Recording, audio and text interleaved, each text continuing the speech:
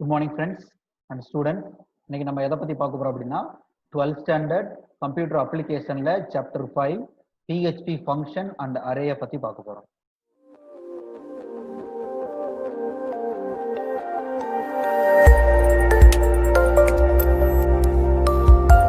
What is function அப்படின்னு முதல்ல தெரிஞ்சுக்குவோம். அதுக்கப்புறம் உள்ள போறோம். What is function? Function அப்படின்னா எடுத்துக்கிட்டா ஒரு வீடு கட்டுறீங்கன்னு வச்சுக்கோங்க. அந்த வீடு கட்டும் போது நம்ம பிளாக்கா பிரிப்போம். For example bedroom, kitchen, rest room, இப்படி பிளாக்கா பிரிப்போம். ஒவ்வொரு பிளாக்குமே ஒவ்வொரு ஆக்ஷன்ஸ் செய்யும். சரியா? ஒரு வீட்டில் சமைக்கணும் அப்படின்னு எடுத்துக்கிட்டீங்கன்னா நீங்க கிச்சன்ல போய் தான் சமைக்க முடியும். அண்டர்ஸ்டாண்ட்? ஸோ அப்ப அந்த பிளாக் அதுக்கு உண்டான வேலையை மட்டும் செய்யும். That is called function. ஓகேவா? ஸோ ஃபங்க்ஷன்றது என்ன அப்படின்னா அது ஒரு கோட், சரியா, செட் ஆஃப் கோட். அது ப்ராப்ளம் சால்விங்காக எழுதப்பட்டது. ஃபார் எக்ஸாம்பிள், இப்போ நான் ஒரு ப்ரோக்ராம்ல 3 ஃபங்க்ஷன் எழுதுறேன். ஒன்று addition, second subtraction, third one multiplication. அப்படின்னா ஃபர்ஸ்ட் ஃபங்க்ஷன் என்ன செய்யும் அப்படின்னா அது அடிஷனுக்காக மட்டும்தான் வேலை செய்யும். ஃபார் எக்ஸாம்பிள் a + b அப்படின்னா அதோட வேல்யூ c-ல ஸ்டோர் பண்ணி கொடுப்போம். அண்டர்ஸ்டாண்ட்? செகண்ட் வந்து சப்ராக்ஷன் எழுதுறேன் அப்படின்னா a - b-க்காக மட்டும் ஒரு ஃபங்க்ஷன் எழுதியிருப்போம். தேர்ட் நான் மல்டிப்ளிகேஷன் எழுதியிருக்கேன் அப்படின்னா a × b-ன்னு மட்டும் எழுதியிருப்போம். புரிஞ்சிருக்கும்னு நினைக்கிறேன். ஓகே, இதுதான் function. Clear? In PHP server-side scripting language, function and array concepts are very important to solve the many complex problems in the real world. Right? PHP has over 700 functions built-in that perform different tasks. Right? What is the meaning of built-in, sir? What is the meaning of built-in? Built-in அப்படின்றது உள்ள ஏற்கனவே இருக்குது. For example SQRT அப்படின்னு நீங்க கேள்விப்படுறீங்க. What is the meaning of SQRT? Square root அப்படின்னு கொடுக்குது. For example AVG, what is the meaning of AVG? Average. TOT, total. இதெல்லாம் building names நமக்கு தெரிஞ்சது. இப்போ இதே மாதிரி நம்ம நிறைய ஃபங்க்ஷன்ஸ், மோர் தென் 700 ஃபங்க்ஷன்ஸ் எதில் இருக்கு? PHP பேக்கேஜ்ல ஆட்டோமேட்டிக்கா இன்ஸ்டால் ஆகி இருக்கும். அண்டர்ஸ்டாண்ட்? இப்போ நம்ம வாட் இஸ் ஃபங்க்ஷன் பார்க்கலாம். In most of the programming language, a block of segment in the program that perform a specific operation task. சரியா? That is insert, execute, delete, calculate. So these are the segments. This is called the functions. Understand? இதெல்லாம் செய்ய வைக்கிறதுக்கு நம்ம program எழுத முடியும். அப்படி எழுதுனா that is called segments are known as function. Clear sir? Right? இது மட்டும் இல்ல, நம்மளால மேனிப்புலேஷன்ஸ் பண்ண முடியும். Inserting, deleting, what is that? Sorting, merging, right? இதெல்லாம் மேனிப்புலேஷன். கிளியர்? இப்போ நம்ம என்ன பார்க்க போறோம் அப்படின்னா a function is a type of subroutine or produced in the program. A function will be executed by a call to the function and the function return any data type value or null value to called function in the part of repeated program. ஓகேவா? So ஃபங்க்ஷன்றது execute ஆகும் எப்போ அப்படின்னா கால் ஃபங்க்ஷன்ஸ்க்காகவும் கால் ஃபங்க்ஷனில் இருக்க data execute ஆகி அந்த வேல்யூவை return பண்ணுறதுக்காகவும் use ஆகும். சப்போஸ் வேல்யூ இருந்தால் வேல்யூவை ரிட்டர்ன் பண்ணும், அப்படி இல்லைன்னா நல் அப்படின்னு ரிட்டர்ன் பண்ணும். ஒரு சமயம் நல் நத்திங் அர்த்தம். அண்டர்ஸ்டாண்ட்? 0 வேல்யூ இல்லைன்னு அர்த்தம். ஓகேவா? இங்க PHPல நமக்கு 3 விதமான ஃபங்க்ஷன்ஸ் இருக்கு. First one is what? User define function. First one is user define function. Second one pre define or system or built in function. Third one parameterized function. ஓகேவா? மொத்தம் 3 ஃபங்க்ஷன் இருக்கு. ஃபர்ஸ்ட் ஒன் இருக்கு user define. What is the meaning of user define? யார் user? இங்க நம்ம தான் user. Who's going to sit front of the computer working with computer, that is called user. For example, இங்க நான் தான் user அப்படின்னா என்ன பண்ண போறேன் அப்படின்னா ஒரு ஃபங்க்ஷன் எழுத போறேன். a of a, b இப்படி நான் எழுதுனேன் அப்படின்னா I am the user. அப்ப இந்த ஏன்றது என்னது? Function name. இது கிரியேட்டட் பை யாரால? என்னால. அப்ப இது என்னது? User define function. Understand? So second one is what? Pre defined or system or building. அப்படின்னு அர்த்தம் அப்படின்னா கம்ப்யூட்டர்ல ஏற்கனவே அதே மாதிரி ஃபார் எக்ஸாம்பிள் PHPல ஏற்கனவே இருக்க functions, that is for built-in function. நான் உங்களுக்கு ஒரு எக்ஸாம்பிள் சொன்னேன். AVG, right? SQRT, இதெல்லாம் என்னது? பில்டின்னா இருக்கக்கூடிய functions. Okay, so third one என்ன அப்படின்னா parameterized function. What is the meaning of parameterized function அப்படின்னா வேரியபிள்ல டிக்ளேர் பண்ணியிருக்குது. ஃபார் எக்ஸாம்பிள் இந்த ஃபர்ஸ்ட் ஒரு எக்ஸாம்பிள் கொடுத்தேன் இல்லையா, a of a comma b. if I am going to give like this, ஏன்றது ஃபங்க்ஷன் நேம், பட் இந்த a comma b அப்படின்றது வேரியபிள். இதுக்கு பேர் தான் பேராமீட்டர். இதுக்கு பேர் தான் பேராமீட்டர். நமக்கு ஏற்கனவே தெரியும் பேராமீட்டர் அண்ட் ஆர்குமெண்ட்னா என்னன்னு. ஓகேவா? So I will explain it what is parameter and argument. அது அப்புறமா சொல்லித்தரேன். இப்போ நீங்க இதை மட்டும் பாருங்க.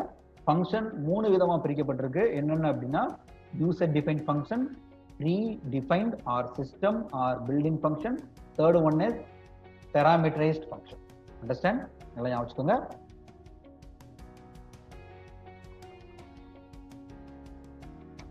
ரைட், இப்போ நம்ம ஃபர்ஸ்ட் என்ன பார்க்க போறோம் அப்படின்னா யூசர் டிஃபைன் ஃபங்க்ஷனை பார்க்க போறோம். User define function, that is UDF in PHP, gives a privilege to the user to write own specific operations inside the existing program model. ஓகேவா? ஸோ ப்ரோக்ராம்குள்ள நம்மளால ஈஸியா ஒரு என்ன செய்ய முடியும், ஒரு நம்மளோட ஓன் ஸ்பெசிபிக் ஆப்ரேஷன்ஸை எழுத முடியும். That is called user define operation, user define function. Clear? Two important steps the programmer has to create our user defined functions. அது என்னென்ன அப்படின்னா function definition, another one is function declaration. Function definition, another one is function calling. Function calling. So இதுக்கு meaning என்ன? For example இப்போ நான் ஒரு program எழுதுறேன், a comma b, இது ஒரு ப்ரோக்ராம் எழுதுறேன்னு வச்சுக்கோங்க. சரியா? இந்த ப்ரோக்ராம் நான் இதோட முடிச்சிடுறேன். இப்போ இந்த ப்ரோக்ராமை நான் கால் பண்றதுக்கு, சரி இந்த ஃபங்க்ஷனை கால் பண்றதுக்கு நான் இங்க a of 5,6 அப்படின்னு இங்க கொடுக்குறேன்னு வச்சுக்கோ. இப்போ என்ன அர்த்தம் அப்படின்னா இதுதான் காலிங் ஃபங்க்ஷன். ரைட், இது வந்து ஃபங்க்ஷன் டெஃபனிஷன். Understand sir? இது வந்து ஃபங்க்ஷன் டெஃபனிஷன், இது வந்து காலிங் ஃபங்க்ஷன். எதுக்கு சார் அப்படின்னா இந்த காலிங் ஃபங்க்ஷன் என்ன செய்யும் அப்படின்னா same name of the function இருக்கான்னு செக் பண்ணோம். அப்படி இருந்து கரெக்டா 2 ஆர்குமெண்ட், இங்கேயும் 2 ஆர்குமெண்ட் இருந்துச்சு அப்படின்னா கரெக்டா மேட்ச் ஆயிடுச்சு. ஓகேவா? அப்ப என்ன பண்ணும், இந்த 5ன்றது எதுல போய் ஸ்டோர் ஆகும், ஏல ஸ்டோர் ஆகும். இந்த 6ன்றது பில ஸ்டோர் ஆகும். புரிஞ்சுச்சா? இதுதான் ஃபங்க்ஷன் டெஃபனிஷன், சரி function declaration and function calling. Function டிக்ளரேஷன்னா ஒரு செட் ஆஃப் ப்ரோக்ராமை நம்ம எழுதி வைக்கிறோம். ஃபங்க்ஷன் காலிங் அப்படின்னு அர்த்தம் நம்ம அதை கூப்பிட போறோம், அதாவது அந்த ப்ரோக்ராமிங்கை என்ன செய்ய போறோம், நம்ம கால் பண்ண போறோம். That is called function calling. Okay, இப்போ நம்ம எதை பத்தி பார்க்க போறோம் அப்படின்னா ஃபங்க்ஷன் டிக்ளரேஷனை பத்தி பார்க்க போறோம். ஸோ இதுதான் சின்டெக்ஸ் ஆஃப் ஃபங்க்ஷன் டிக்ளரேஷன். பார்த்துக்கோங்க. A user defined function declarations begin with a keyword function. ஓகேவா? ஒரு ஃபங்க்ஷன் எழுதணும் அப்படின்னா கண்டிப்பா என்ன எழுதிருக்கணும், ஃபங்க்ஷன் ஒரு வேர்ட் எழுதிருக்கணும். அந்த வேர்ட் பேர் என்னது, கீவேர்ட். நமக்கு தெரியும் வாட் இஸ் கீவேர்ட், 11th ஸ்டாண்டர்ட்லயே படிச்சிருப்பீங்க வாட் இஸ் கீவேர்ட். ஓகேவா? ஒரு ஸ்பெசிபிக் மீனிங்கை கம்பைலருக்கு கொடுக்கணும் அப்படின்றது பேர் தான் என்னது, சரி கீவேர்ட். அப்ப இங்க ஃபங்க்ஷன் அப்படின்றது என்னது, கீவேர்ட். எதுக்கு யூஸ் ஆக போகுது, ஒரு ஃபங்க்ஷனை டிக்ளரேஷன் பண்றதுக்கு யூஸ் ஆக போகுது. ஓகேவா? User can write any custom logic inside the function black. ஓகேவா? நம்ம என்ன வேணுமோ அதை உள்ள எழுதிக்கலாம். அதாவது இந்த இடத்துல இதுதான் படுதாது ஃபங்க்ஷன் பிளாக். இதுதான் ஃபங்க்ஷன் பிளாக். ஓகேவா? இந்த ஃபங்க்ஷன்றது என்ன சொன்னேன், கீவேர்ட். இது என்னது, கீவேர்ட். சரியா? அப்ப இது என்னது சார், இதுதான் ஃபங்க்ஷன் நேம். சரியா? Function name. ஸோ அப்போ ஒரு ஃபங்க்ஷன் கிரியேட் பண்ணணும் அப்படின்னா எப்படி எழுதணும்? ஃபார் எக்ஸாம்பிள் நம்ம லாஸ்ட்ல ஒரு 6th ஸ்லைட்ல ஒரு எக்ஸாம்பிள் எழுதினேன். அப்ப a ஆஃப் xy எழுதினேன். அப்ப எப்படி எழுதணும் அப்படின்னா ஃபர்ஸ்ட் ஃபங்க்ஷன் எழுதிட்டு அதுக்கப்புறம் தான் என்ன செய்யணும், a அப்படின்னு கொடுத்து x, y எழுதணும். ரைட்? அப்ப இந்த ஃபங்க்ஷன்றது என்னது, கீவேர்ட். எதுக்குரியது, ஃபங்க்ஷனை கிரியேட் பண்றதுக்குரியது. அப்ப இதுக்கு பேர் என்னது, ஃபங்க்ஷன் நேம். அப்ப இது ரெண்டுக்கும் பேரு பேராமீட்டர்ஸ். ஓகே? ஸோ உள்ள நான் என்ன பண்றேன், c is equal to x plus yன்னு கொடுக்குறேன். அப்ப என்ன பண்ண போகுது, ஆக்சுவலா இந்த 2 வேல்யூவையும் ஆட் பண்ண போகுது. ரைட்? நமக்கு ஏற்கனவே தெரியும் ஏற்கனவே தெரியும் PHPல நம்ம வேரியபிள் டிக்ளரேஷன் பண்ணும்போது டாலர் போட்டு தான் டிக்ளரேஷன் பண்ணணும். ஸோ அப்ப என்ன பண்ணணும், $x $y அப்படின்னு தான் டிக்ளேர் பண்ணணும். அதே மாதிரி இங்கேயும் $c $x plus $y அப்படின்னு தான் டிக்ளேர் பண்ணணும். புரிஞ்சிருக்கும்னு நினைக்கிறேன். ஓகே?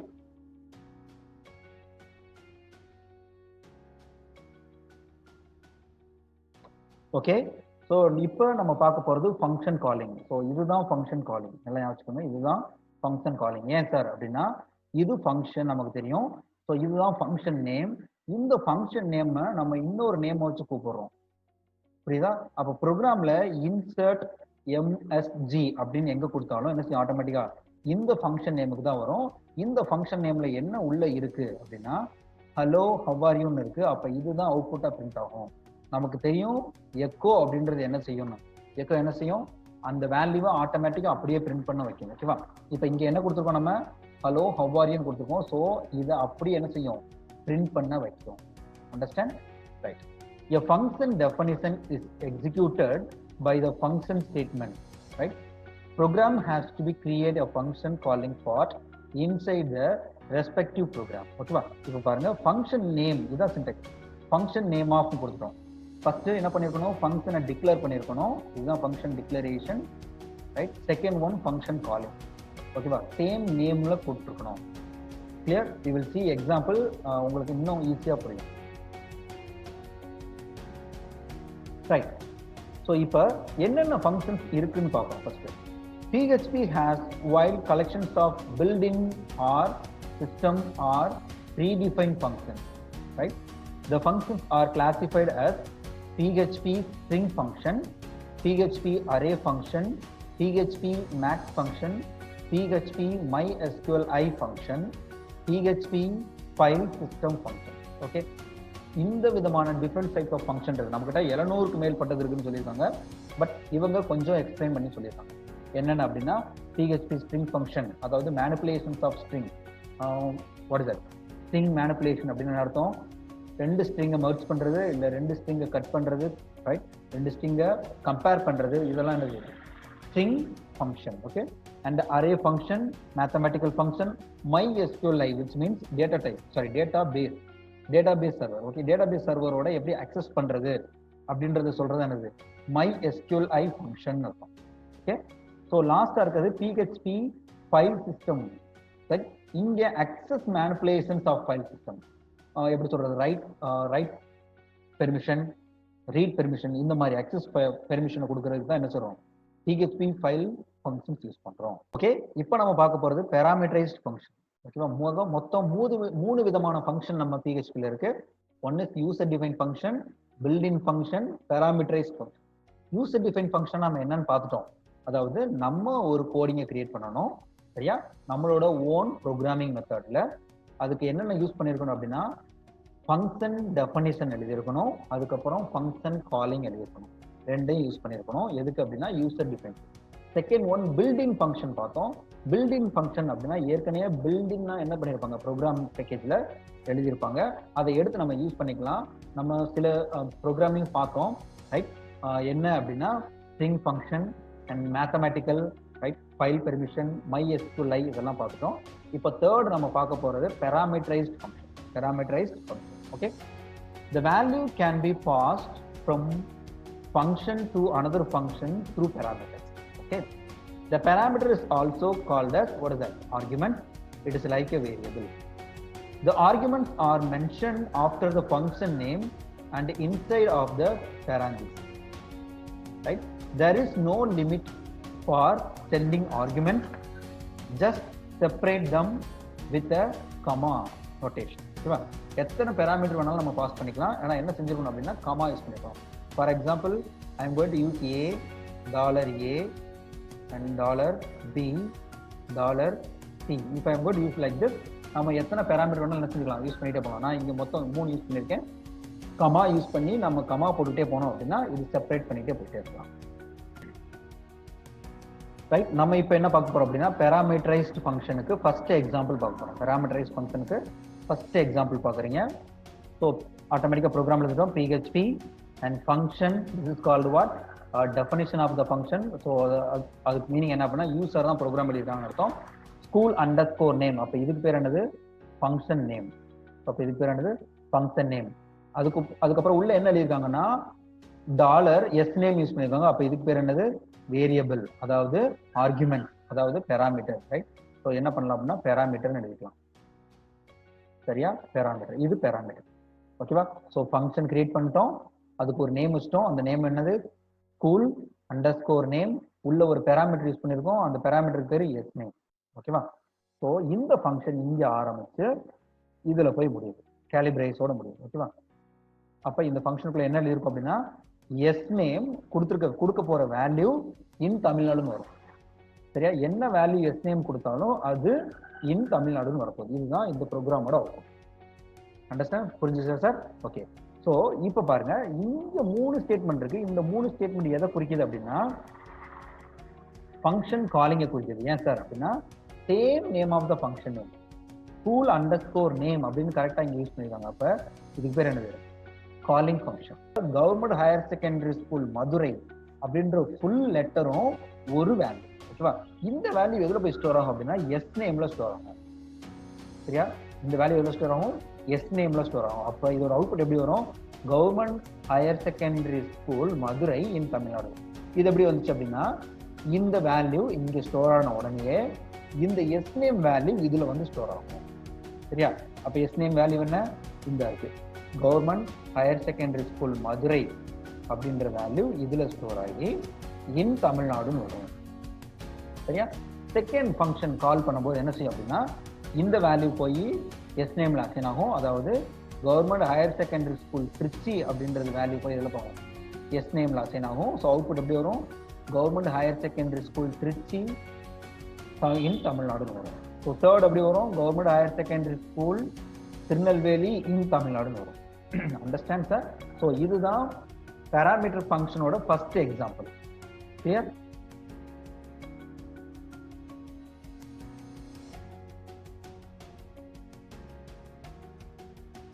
இப்போ பேராமீட்டர் ஃபங்க்ஷனோட செகண்ட் எக்ஸாம்பிள் பாருங்க.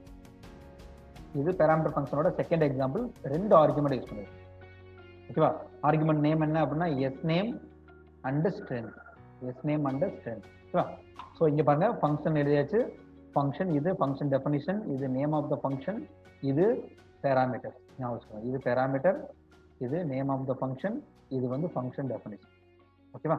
ஸோ அப்போ இந்த ஃபங்க்ஷன் எங்க இருந்து ஆரம்பிக்குது? இதுல இருந்து ஆரம்பிச்சு கேலிபிரேஸோட முடியுது, க்ளோஸ் கேலிபிரேஸோட முடியுது. ரைட்? இதுதான் அந்த ஃபங்க்ஷன். இங்கேயும் 3 காலிங் ஃபங்க்ஷன் எழுதியிருக்காங்க. அந்த calling function school underscore name, school underscore name, school underscore name, but வேற வேற வேல்யூ. இங்க வேல்யூ என்ன கொடுத்துருக்காங்க? Government higher secondary school Madurai, 200 கொடுத்துருக்காங்க. அப்ப என்ன அர்த்தம்? இது வேல்யூ 1, இது வேல்யூ 2. அப்ப இதுதான் ஆர்குமெண்ட் 1, இதுதான் ஆர்குமெண்ட் 2. அப்ப இங்க இருக்க பேராமீட்டருக்கு இங்க இருக்க ஆர்குமெண்ட்ஸ் பாஸ் ஆகும்.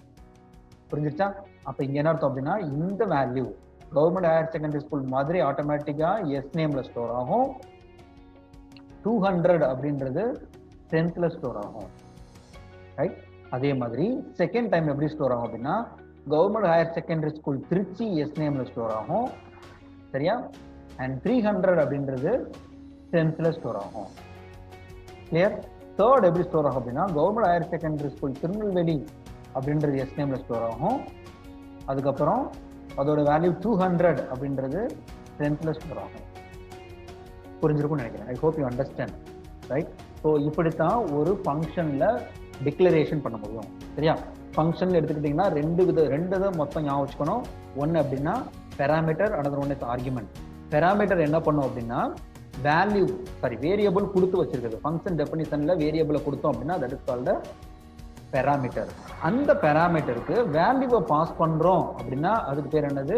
ஆர்குமெண்ட். அண்டர்ஸ்டாண்ட்? அப்ப இந்த ப்ரோக்ராம்ல எஸ் நேம், ஸ்ட்ரென்த், இது ரெண்டு என்னது? பேராமீட்டர். இங்க இருக்க வேல்யூஸ் எல்லாமே என்னதுதான்?